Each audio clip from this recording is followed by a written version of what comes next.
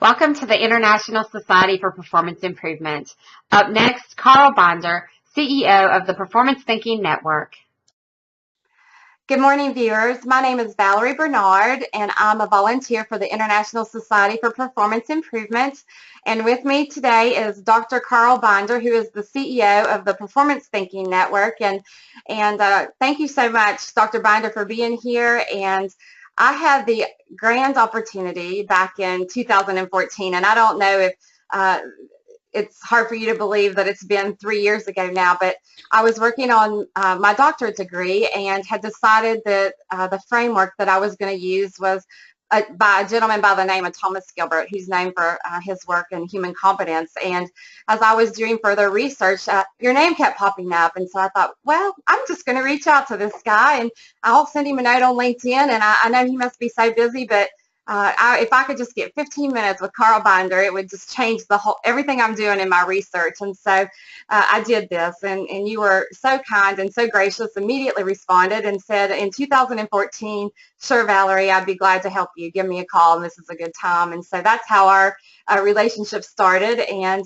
then over the last few years, I've just been able to admire your work even more and learn more about what you're doing through meeting you at the International Society for Performance Improvement. And so thank you so much for joining me today. And we're going to learn a little bit more about the work that you're doing and what our viewers can expect if they decide to attend the conference upcoming in Montreal, Canada. So thank you again for being here. Thank you, Valerie. It's always, for me, it's always a pleasure to do anything with ISPI, so this is great. And I know you love working with students too, and I was one of those, and you definitely blessed me.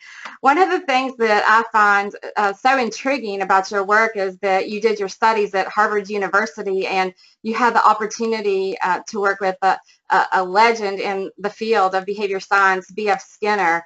Can we learn a little bit more about your work there and kind of how your path led you to where you are today?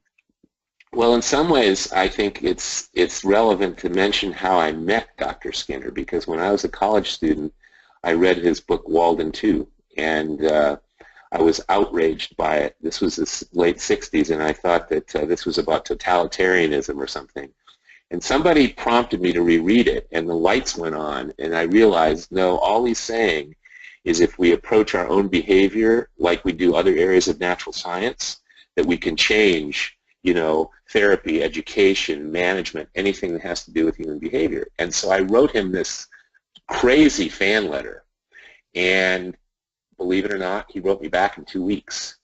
And he said some very nice things, and he said, you know, please stay in touch if you're really interested in this field. So about a year later, I actually kind of hitchhiked into Cambridge, Massachusetts, and I showed up at his office, and he remembered me from my letters, and he sat me down for an hour, and we talked for an hour, and he said, have you ever thought about applying here? And I said, well, not really.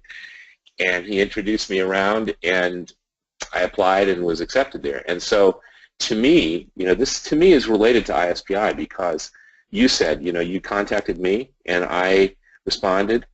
Ever since Dr. Skinner did that to me, I cannot refuse some person who's interested in my work or whatever, and so he kind of set the model for me. What I did there is he was sort of semi-retired. He didn't have a lab anymore, but I did independent study with him for a couple of years, and I helped him edit the book about behaviorism, and I read some of his other books with him. And then he passed me on when I finished my coursework to a woman who was a pioneer in educational applications of behavior science, a woman named B. Barrett, and I worked for her for 10 years and did a lot of laboratory and classroom work. And then that led one thing to another. One of my colleagues said, you need to apply this in the corporate world. So I sort of jumped into the organizational world, the corporate world, and I discovered ISPI in that process. And ISPI can have been my home ever since then. And that was in the early 80s. So. Wow, that's an exciting story, and to have those people to mentor and coach you, and I think we both can agree the importance of mentorship, and there's some definite pioneers in the field that I too now have had the opportunity to meet, and that you've done some very close work with. Who are some of those people, and what are some fond memories that you might have of some of the people that you've met at ISPI? Well, you know, probably this, other than Tom Gilbert, who I met very early on, and in fact, Marilyn, his widow, lives about a mile from me right now, and we're still friends.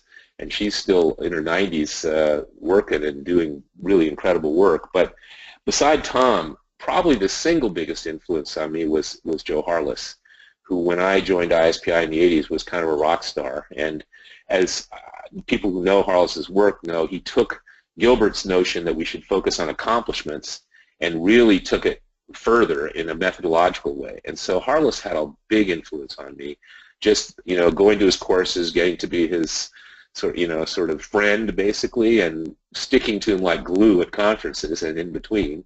But some other people, Don Toasty had an enormous impact on me, both in a variety of ways, but in particular the work he did in culture, around culture change and organizational culture, has influenced a lot of what I'm doing now in that area.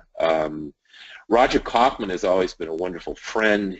I've never worked closely with him, but to me his notion of mega, the idea that we really need to align performance with societal benefit, has had a pervasive influence on how I've thought about things. So those are some of the people that, you know, you show up at ISPI, you reach out a little bit, and they befriend you, and you can learn from them. Yes, and I learned that right off the bat. I had the opportunity to go to my first conference a couple years ago, and the opportunity to work with Roger Addison as a student assistant. So I'm a student of ISPI, and meeting him, and then he took me under his wing and began to introduce me to people, and that's what's one of the things that sets ISPI apart, I believe, from other opportunities with associations in our industry, is the intimate relationships that you can build, and the one-on-one conversations that you can have, and with these individuals that you're mentioning. Well, tell me a little bit about how you, about 6 boxes and how that kind of evolved, and with that, you and I have had some brief discussions also about a couple of models that you're working with, and so if you'll share with our viewers a little bit about your organization and the work you're doing and some of the models and what you have planned for the future. Well, you know, when I got into this field, my background, I spent about 30 years talking about what we refer to as behavioral fluency, the notion that you can't really say a skill is fully developed or knowledge is developed or performance is really competent until it's quick and easeful, not just accurate. And so that has ramifications for doing practice, for measuring performance, for looking at the time base in performance, and so forth. So when I got into ISPI in the corporate world, that was a big focus of mine. But I had read Tom Gilbert's book, and what I realized was that we could develop very powerful skill development programs, but if we didn't arrange the conditions in the work environment to support that learning, to set different expectations, to be sure the right tools were in place, to reward doing the right thing, and so forth, that, you know, the skills alone wouldn't do it. And so I got turned on to Gilbert's model in that way, as a kind of an implementation planning thing, as a way to say we can turn learning into performance by looking at all these other factors in the behavior engineering model. And the behavior engineering model is a wonderful thing, but when we started taking it to our clients to try to engage them, some of the language in Tom's model, like information or some of the other, well, it wasn't so much information, it was some of the other words in the cells of his model, were not completely clear to people. For example, incentives in the third category. People say, well, does that just mean arranged incentives, or is that other kinds of things? So we started tweaking the language, like a number of our colleagues did. And by about the late 80s, we had the language that we now refer to as the 6 boxes model. And I pay homage to Tom for the conceptual framework, but what I think we were able to do, because we user tested the language, is we came up with language in our model that people could immediately kind of get and wouldn't make too many mistakes, and then we could teach it fairly easily and teach them how to use it. And that was kind of the beginning of something for me, where I've spent most of my career trying to take behavior science and things from HPT and performance engineering and make them accessible to people.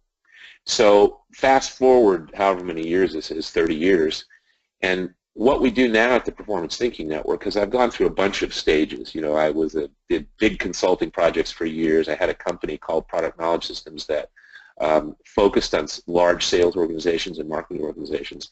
But what we do now is we teach this to people. And the core of what we teach are these two models, and we always refer to them as plain English. One is the 6 boxes model, which frames all the things that influence human behavior, and the other one is what we call the performance chain, which I really inherited from Gilbert and Harless, and that's just about the fact that behavior influences affect behavior, which ideally produce accomplishments that are valuable that contribute to the organizational and societal results.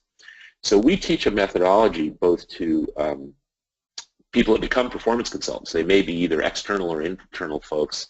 They could be training and development, process improvement, organizational development, HR, what we call performance professionals. And we also have programs for leaders, managers, and coaches which teach the same models.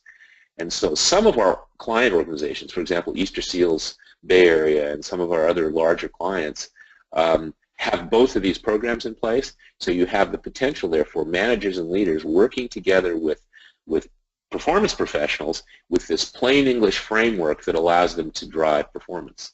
So that's kind of our mission, which is to spread performance technology through plain English, straightforward models to as many people as we can in organizations.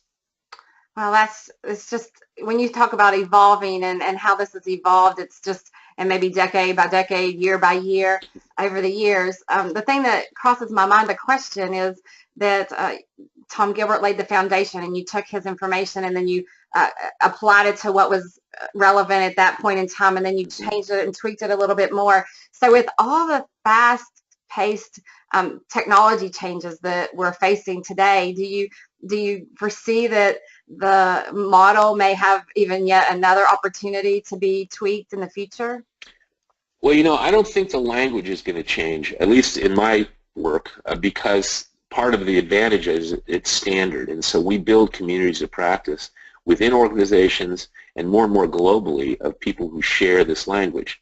And so we go to other countries, for example. I did a lot of work in Korea. I did a little bit of work in Latin America, in Sweden and elsewhere, and people tend to keep the English terms, although they might translate them so they understand what they mean in their language. But I think the terminology itself is probably going to be stable. But what we keep evolving are applications of it. We have this very simple logic that comes out of those models that's flexible, but it allows people not only to do things like performance improvement projects of the kinds that many of us are kind of familiar with, but also to do things like execution of strategic plans, strengthening of corporate or organizational culture, building employee engagement plans in organizations. So the evolution for us is building this community of practice. I keep learning. Every time I coach somebody through a project, I learn new stuff. We sort of harvest those new things and we say, wait a minute, here's a very different application. For example, in Dubai, got a client in Dubai and one of the people I was coaching through a project there developed a whole robust, basically job description based on accomplishments and some of the other aspects of what we teach people. And so we're kind of pushing the edge of applications, and I think that's where, for me, most of the evolution is going to happen.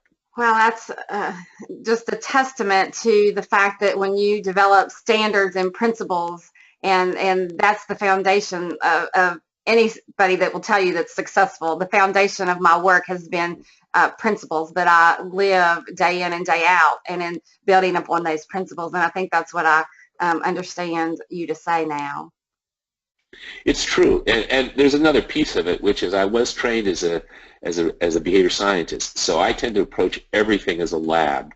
And some of my business colleagues get frustrated with me because I don't just package the thing and sell it. We're always changing and revising it like everything is an experiment.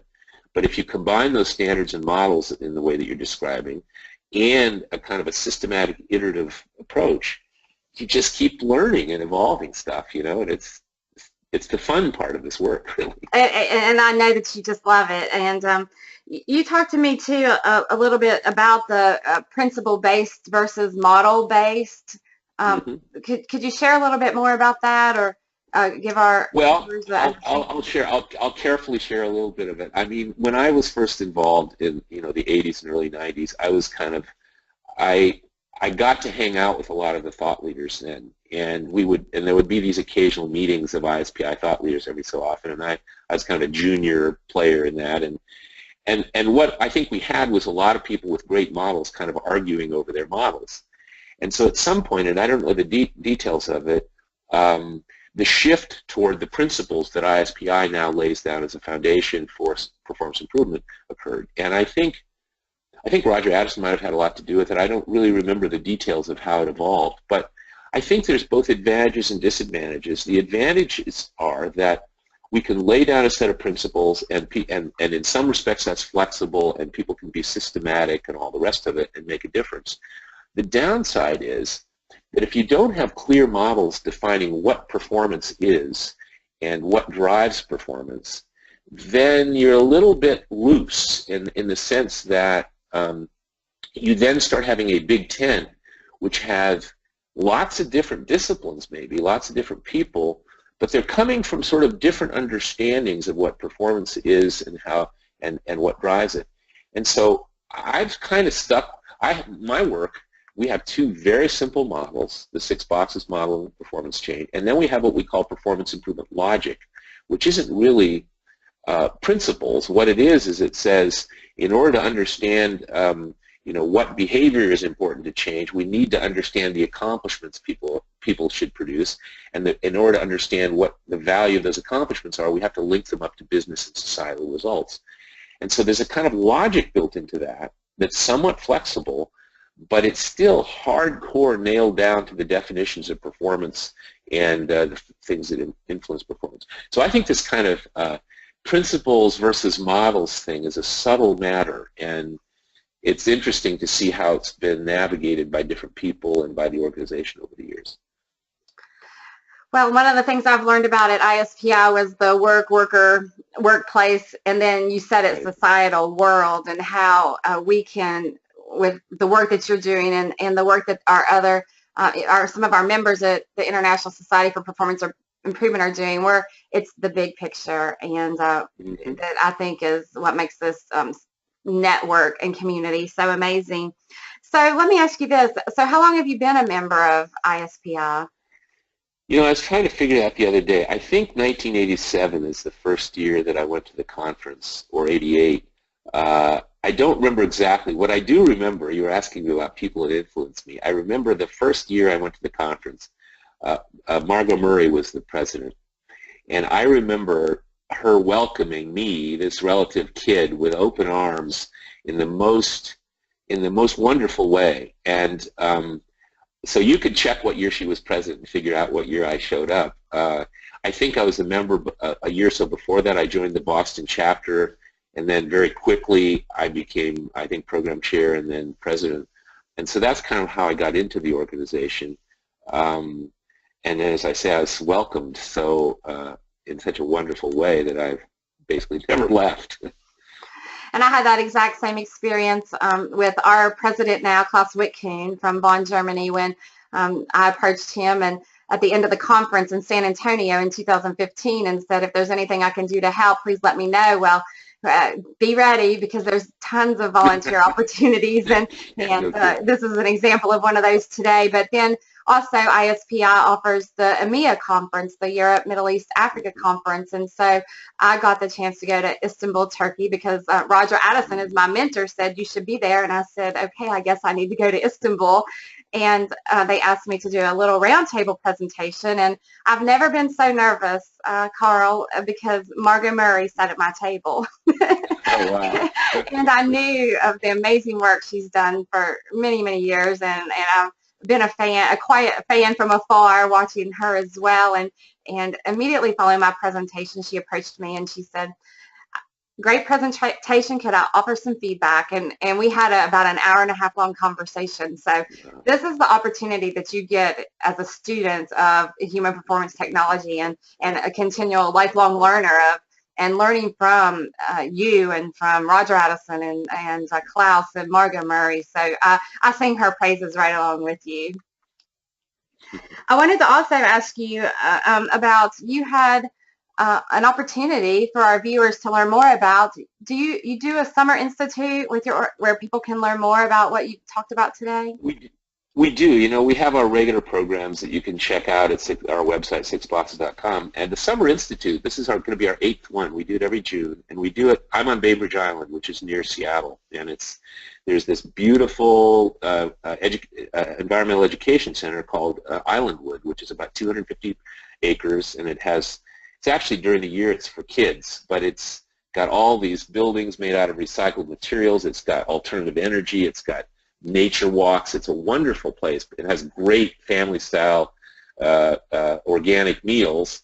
Sometimes I think people just come for the meals, actually. But anyway, every June we do these 3.5 days, and we want new people. The original vision was this is a group of typically 30 to 40 people. We keep it small, partly because the venue isn't too big in terms of housing and so forth. But it's a community mostly of people who have already been using our methods and models and gone through our programs, coming together to learn more with and from each other. But there's usually about a third or so of the people who are new, and so they usually go through our 6 Boxes performance coaching program on the first day before other people show up, so they can get introduced to the models and the language and how to think about this. And then we have sessions of all kinds, work sessions and sharing sessions. We've done, a couple of years ago, we had one of our clients from Dubai do a virtual session, but it's usually about cutting-edge applications. For example, this year, we're going to have a theme for the whole thing, and it's about sustainment. How do you sustain your performance improvement interventions? How do you sustain the application of HPT in organizations? And so most of what we talk about is going to be kind of somehow or other linked up to that topic. And you can learn about that if people are interested at our 6boxes.com website as well. And I know that you have several speaking engagements in different associations this year, and there's opportunities for individuals to visit you. But of course, we would like everyone to visit you at the International Society for Performance Improvement Conference in Montreal, and you're going to be one of our Master Series speakers. And what can our attendees expect to learn during your presentation at the ISPI conference? I think there's two things. One is, the conference is intentionally forward-looking. So particularly, I think the theme this year is sort of looking forward to the future. How will HPT evolve? How will it be applied, and so forth? Now, in order to look at the future, sometimes you need to anchor things to solid principles and models in the past. So I'm going to talk about what it really means to be accomplishment-based, because the term accomplishment has gotten, in my view at least, a little bit fuzzy in how it's applied in our field. And so I want to kind of remind people where that term came from and how to think about it, at least from our perspective, and how valuable and powerful a focus on accomplishments, not just behavior. And then the second part of that is, and I'm excited about this, we are republishing a book that my late mentor Joe Harless produced called The Eden Conspiracy. And in that book, Joe wrote about an accomplishment-based approach to education. What would it look like if education was not subject matter based, but it was based on the accomplishments that successful citizens need, which includes both professional kind of things like a good job and also personal things like, informed reproductive decisions and a balanced checking account. And so that book, which I had the pleasure of working with Carol Harless on, is going to have a new prologue, and it's going to have an epilogue which summarizes the fact that in 20 years, Joe's model has been replicated 35 times, and it's now being adopted in other countries, and it's produced dramatic results, mostly right up to this point in the form of educational programs that are hybrids between high schools and technical colleges, and so they prepare young people for careers, essentially, in a very powerful way.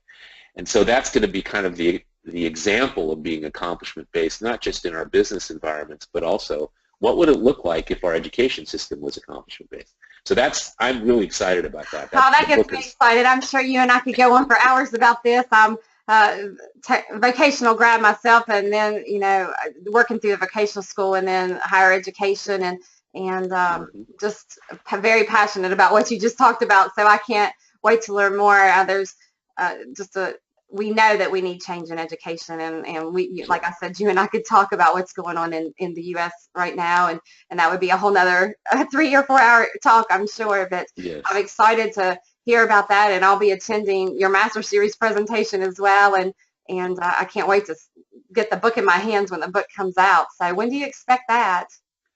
Literally, I think this week it's going to be available. I was just checking with the publisher. The publisher is actually the Cambridge Center for Behavioral Studies, which is another one of my kind of connections. I'm a trustee there, and what's cool about this to me is that I've been a member of these two communities for a long time, the behavior science folks and the HPT folks, and there's not that much intersection, even though some members are connected to both.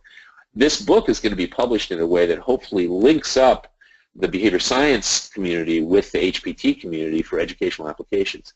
And so, and I'm pretty sure that this week is when it's actually going to be available for ordering. So at the Cambridge Center for Behavioral So we've got to get some copies of that then at ISPI. We're actually going to be doing a book signing on Tuesday morning with all of our authors. And so now that I know this, we're going to add you to the list, and we're going to have to get some copies of that book for our viewers and for our participants as well. And we can send out the links to promote that, because it's just knowledge is what's going to take us to the next level, and especially if it's something that impacts education at a very early age and builds models to help our students be successful. I know my daughter is finished her degree at UNT in learning technologies, and she's going down the transnational and organized crime direction with a master's degree, but with the foundation of performance. And she says, as she looks at some of the things that we're doing, this isn't how my friends and I learn, Mom. And so, we know that we've got to do some work in this area. So congratulations to you for this exciting news, and thank you for sharing it today on this interview. One of the things that gets me really excited is Monday evening, the last 2 years at the conference, is the awards ceremony, and watching all the amazing people in our field accept their awards for their hard work. And I could go on for hours about the awards that you've won in multiple categories across several associations. But you were a Thomas F. Gilbert Distinguished Professional Achievement Award winner, and I know he's looking down saying, that's my boy.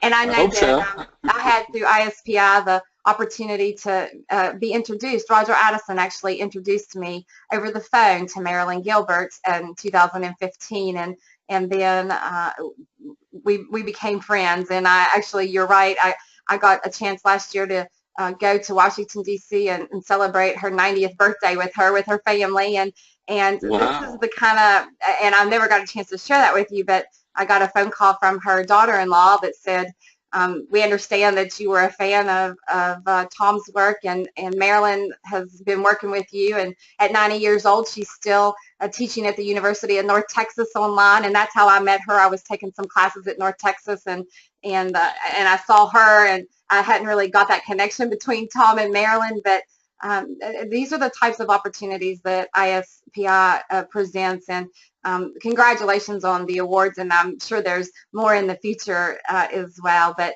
what's one of your favorite memories over the last couple decades of attending an ISPI conference that our viewers might be interested in knowing? Gee, I have to think about that one. I think one of my favorites was when I got to present with Joe Harless a few years ago, and Paul Elliott and Al Folsom. Joe he'd retired, and he'd not been back to the conference for a few years, and Paul Elliott sort of persuaded him to do so, and then his session was scheduled at the same time as mine, which just was driving me up a wall because I wouldn't be able to go see Joe.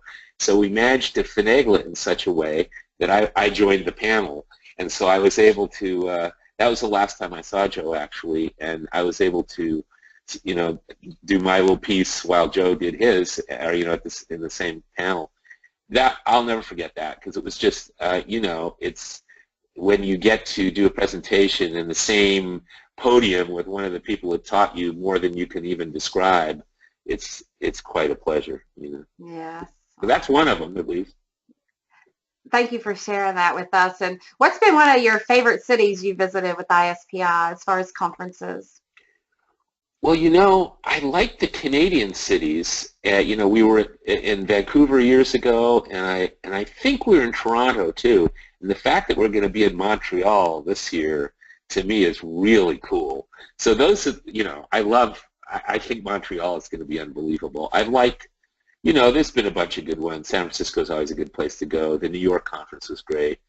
But I think Montreal is going to be really great. I'm really looking forward to it. Yes, and I am too. It'll be my first time in Montreal, and the Montreal ISPI chapter has been laying the foundation and for inviting us all into their beautiful city, and so I'm like you. I can't wait to get to Montreal this year. Well, is there anything else you can think of that might be nice for our viewers to know before we sign off today? No, I don't think so. I think I would just reiterate what you've kind of been saying, and we've both been saying through this whole little interview, which is that one of the things about ISPI, beside the fact that it's really where the thought leaders came from, and many of them are no longer with us, but their lineage continues, the thought leaders in performance improvement came from this organization, but the fact that people are so accessible. You know, you go to some of the some of the conferences, or like Training Magazine or whatever, and you enter this like huge city, you know, and you're lucky to even be able to see the presenter in the room sometimes, let alone, you know, really hang out with them or anything. And at ISPI, you could just walk up to somebody and say, hi, you know, I'd like to, you know, shake their hand and talk with them, and can we have a coffee? And so I think that would be the thing to emphasize for me, that this community of people is welcoming, smart, and a learning community. And so it's really worth, you know, if you got to prioritize what conference you're going to go to, I'll tell you, I still think ISPI is the best. Thank you for that. And I'm so looking forward to seeing you there in Montreal and seeing your book. I can't wait to get my copy, and I'll definitely have to get that autographed when I'm there. And remember, it's Joe's book. I just did a little piece in it, so let's be clear about that. Thank you for clarifying that. And that, you know, I'll still get your autograph. That would be my honor. Fair enough. And that we can continue to learn more about your work and how you're bringing organizational behavior and your relationships, even from another society, into ISPI and building that bridge. I think as we look at things globally, more networking across associations and understanding. I know I attended the Society for Process Design Science last year in Texas, and I met some guys at Raytheon that are doing work in artificial intelligence, and they're so interested in what we do and have plans to attend the conference, and so working together across these different platforms is huge. Yeah. And so I'm excited about this, and I actually had an opportunity to work with Dr. Jim Crowder, who's one of the guys at Raytheon, and they have books out already on the artificial intelligence, and they're interested in our methodologies, and he and I published a paper together. And so I think that more of this is going to also help us to have a societal impact, and so I'm excited about your work, Carl, and thank you for being a part of my journey and for your mentorship, and I can't wait to see you in Montreal. Well, thank you, Valerie. I'm really looking forward to it as well. All right. Well, have a great day. You too. Bye-bye. To learn more about Dr. Carl Binder's work, visit www.sixboxes.com. And to learn more about the upcoming conference in Montreal, Canada, April 30th through May the 2nd, visit www.ispi.org/conference.